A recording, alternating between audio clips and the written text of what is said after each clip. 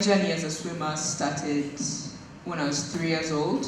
I was just playing around in the water just like any other child. And eventually I grew to love just being in the water, and then I discovered competitive swimming at around the age of 6. You know, at the time, paraswimming wasn't seen in Uganda, so I didn't know that it ever existed. And then when my coach at the time introduced me to it, I knew this is something that could grow into my career. I could actually become a professional swimmer. You know, while doing national competitions, I already realized my disadvantage. I knew these guys are definitely going to be way faster than me, but I always tried and strived to actually work and be at their level. So when I discovered paraswimming, I was 10 years old, and I remember going on YouTube and looking up all these competitions that I had never even knew existed, and I was opened up to a whole new world. And ever since then, I've always been one to try and spread the word, spread about Paralympic Games, spread about paraswimming, spread about disability in Uganda. So after discovering that, I started to become an international paraswimmer. I started to travel all around the world, going for World Series, World Championships, representing Uganda as the only current paraswimmer. And then I went for my first Paralympic Games in 2021 because of COVID. It was the Tokyo 2020 Paralympic Games, but they were postponed to 2021. The journey behind that was I went for a World Championships to qualify for the Paralympic Games, but I went there on wild card, so I didn't really qualify for those games. And then I remember thinking to myself, since I'm the only Ugandan, I'm definitely going to be considered for a wild card slot to go for the Paralympic Games in Tokyo. So that's what I was training for. The event that I was training for was freestyle. So then the postponement happened, the lockdown happened, we were at home, like everything was closed down, no one was swimming, no one was going to the gym, nothing was happening. I wasn't even going to school. It was just quiet for some time until the announcement of the postponement came up. At the time, I kind of lost morale in a way because I was 13 years old. I had already seen a huge picture, a huge dream ahead of me that I was really so ready to go for. And then just the thought that I may not ever be able to go for it made me feel like I've not succeeded at anything in life. That's the honest truth. And when I learned that there's going to be another qualification opportunity for these games, I thought to myself, instead of going on wild card, let me use this time to actually try and make the qualification time, to go without merit, just go at my own hard work and not just because I was invited. Then I went for a qualification event, hoping to make a specific time standard. The time standard was 1 minute and 37 seconds in the 100 meters breaststroke, which is my favorite event. And going into that competition, I was so nervous. It was a one-time opportunity because in Uganda, we don't have the facilitation to go for as many events as I would love to go for internationally. So it was just that one opportunity that I had to make a qualification time to go for the Paralympic Games.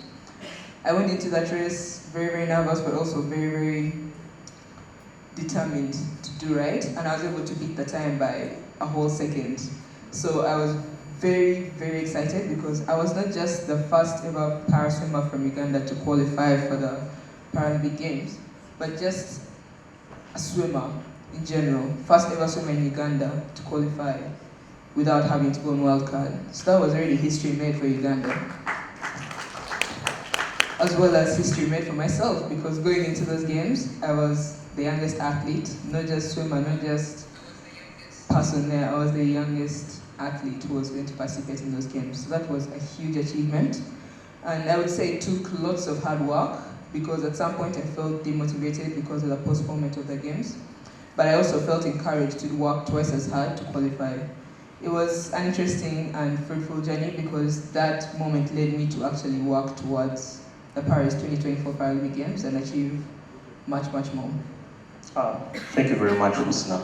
So the other thing that I would aside from my love and passion for swimming, I've always dreamt of working in the medical field. You know, growing up, I always went to the pediatrics office because I was getting sick a lot, and I was always drawn to that field. I would always ask the pediatrician questions. So growing up, I always wanted to be a pediatrician.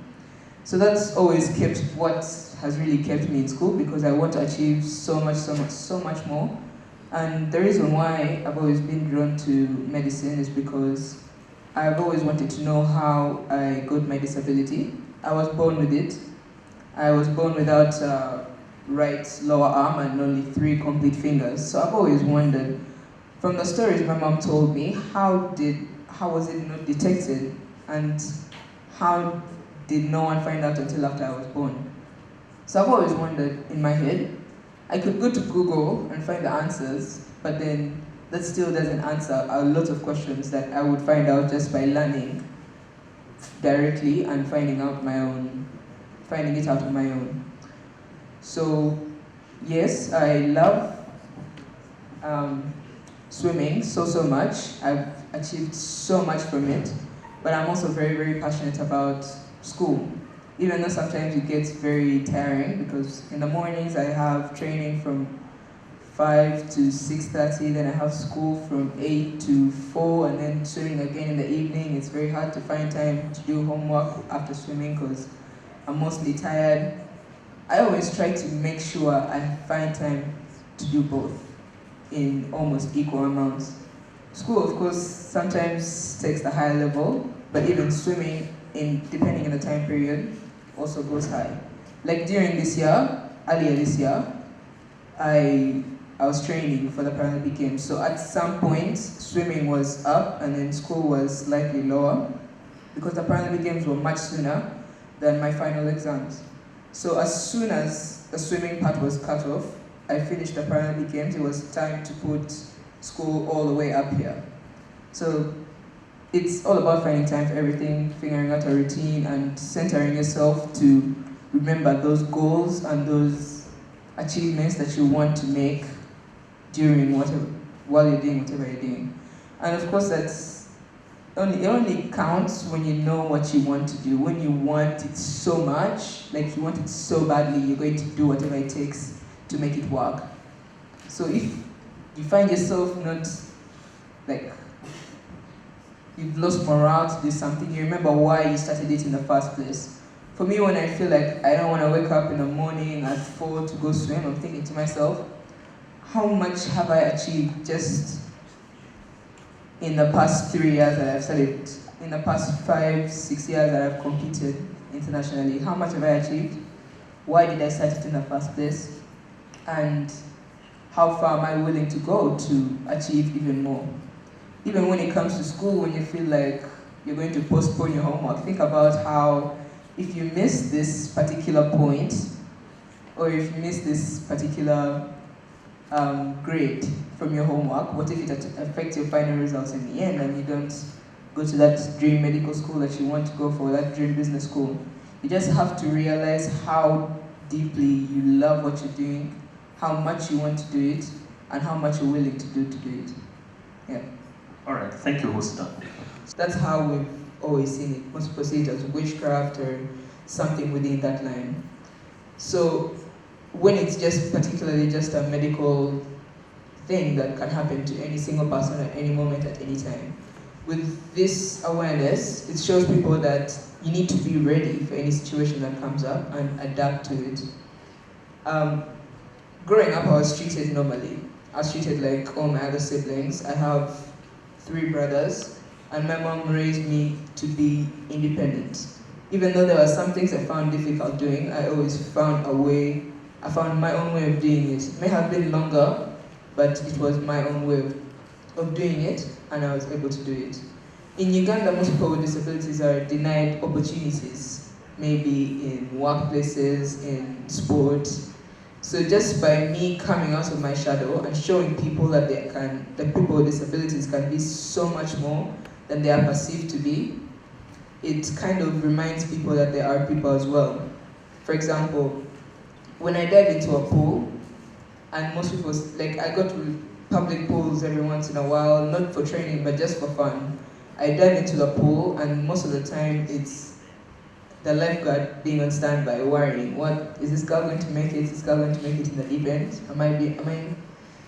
Is she okay? Is she serious? Because I'm diving in the deep end, knowing they don't really have to come get me because I'm a professional swimmer. I know what I'm doing. So just by them seeing that, shows them that even another person with a disability can come and try out and learn how to be a swimmer like me. Or even in just different fields of work. Just such perceptions of people with disabilities like these end up creating a perception of them, how can I say, end up making them feel the same way about themselves like that. They end up feeling sorry for themselves, they pity themselves, they feel like they are not worth what they're not worth anything more than they are right now. So just by me sharing my story, by reaching out, I am able to share my story and show them that everything is possible, anything is possible as long as they put their mind to it. And especially for children, because I love going to schools and sharing my story of how much I've achieved as a young woman, because I had reached the peak of any athlete's career at the age of 14, which is not something that happens regularly or for any child in that matter. So it also shows children in general that if they really reach out to something, they can definitely achieve it with lots of hard work and determination. So some of the successes we've had is, I've spoken to lots and lots of schools, a couple of schools, some specifically for people with disabilities or just school environments in general. And also my mom and I are currently working on setting up a foundation specifically to help children with disabilities who would love to start sport and helping them from the grassroots rather than helping them when they've already reached where they're headed. Unlike me, I wasn't supported from the root up. My mom helped me right down from that swimming at the kindergarten pool, from traveling for the first time ever to another country. It became very expensive on her, and sometimes most parents would actually lose the morale to try and continue helping their children. So hopefully through that foundation, we'll be able to support those kids and grow their passion further and further and further, and also help them discover themselves in sport and through sport.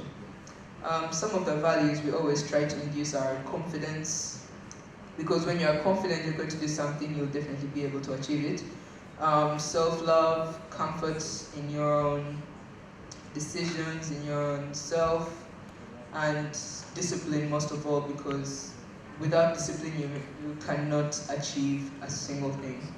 Without sticking to a routine, without focusing on the goals that you have set, discipline is something that is very vital in whatever you want to achieve.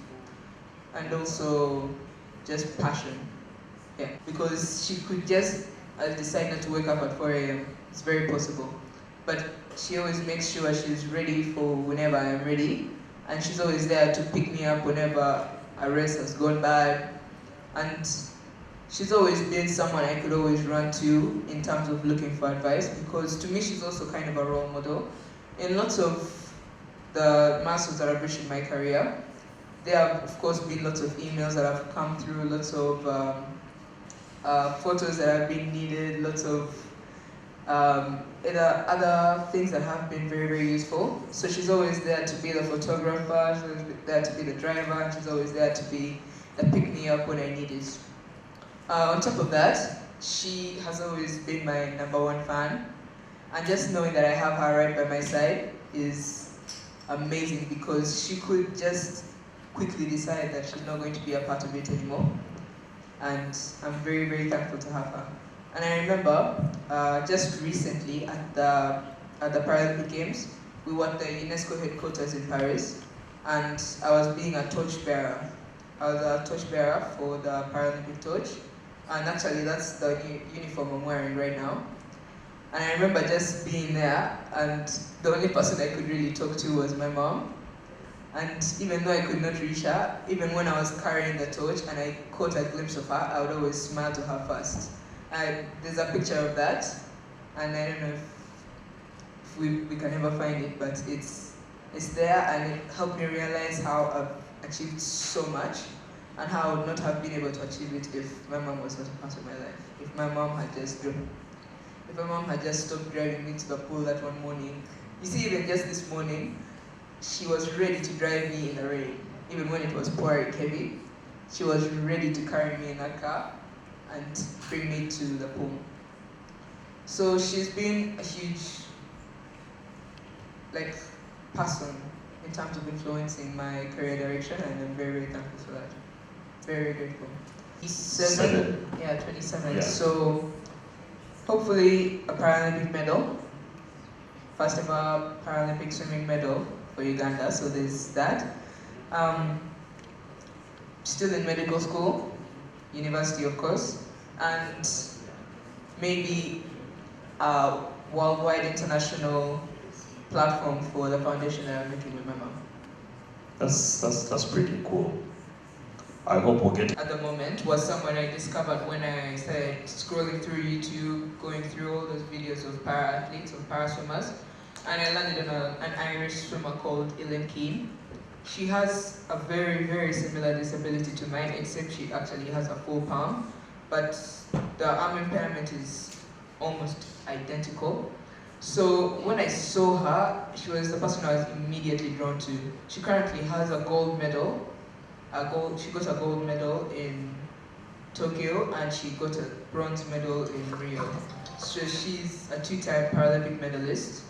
And when I get to see and go through and watch all those videos of her journey, of how she got there, I was automatically inspired, and I said to myself, I'm going to be just like her or even better. Yeah. And I've raced her a couple of times, which is always an interesting race, because every time I meet her, I always be sure to have a conversation with her and talk to her and ask her questions about any challenges she has faced, any advice she could give me on the journey that I'm leading right now. And currently she's now retired. She retired after Paris, but I've learned so much from her, and she's the person I look up to right now.